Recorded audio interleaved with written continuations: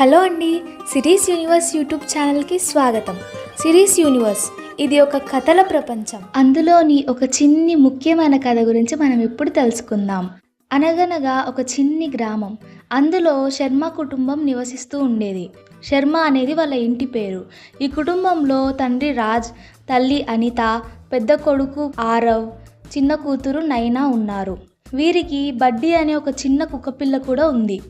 ఒక సాయంత్రం అనిత రాత్రి భోజనం సిద్ధం చేస్తుండగా వంటగది తాజా చాక్లెట్ చిప్ కుకీల సువాసనతో నిండిపోయింది. అనిత తన పిల్లల కోసం ప్రత్యేకంగా చేసిన కుకీలను కౌంటర్పై పెట్టి టేబుల్ సెట్ చేయడానికి బయటకు వెళ్ళింది. అయితే అనిత తిరిగి వచ్చేసరికి సగం కుకీలు మాయమయ్యాయి. అప్పుడు అనిత ఇవి ఎవరు తిన్నారు అని అడిగింది. ఆరవ్ వెంటనే నైనాని చూపించి నైనా తినింది అని అన్నాడు. దానికి నైనా ఆశ్చర్యపడి నేను తినలేదు, ఆరవ్ అబద్ధం చెప్తున్నాడు అని అనింది.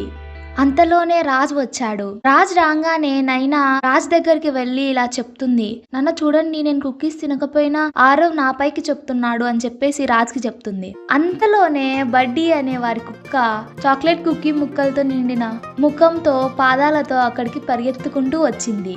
బడ్డీని చూస్తూనే అందరూ నవ్వడం ప్రారంభించారు. దాని తర్వాత రాజు ఇలా చెప్తాడు, నిజం తెలియకుండా ఒకరినొకరు తప్పు పట్టడం సరైనది కాదు అని అనగానే ఆరవ్ వెంటనే నైనాని క్షమాపణ అడుగుతాడు. అప్పుడు నైనా చిరునవ్వుతో సరే అని చెప్పింది.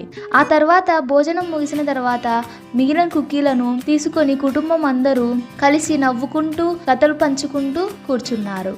ఈ కథ ద్వారా మనం తెలుసుకోవాల్సింది ఏంటంటే, నిజం తెలుసుకోకుండా ఒకరిని నిందించకూడదు.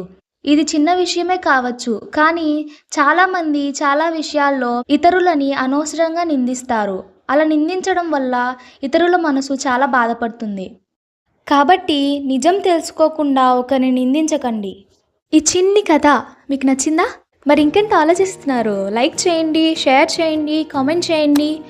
మరిన్ని వీడియోస్ కోసం మన ఛానల్ని సబ్స్క్రైబ్ చేసుకోండి. Thanks for watching. Bye bye.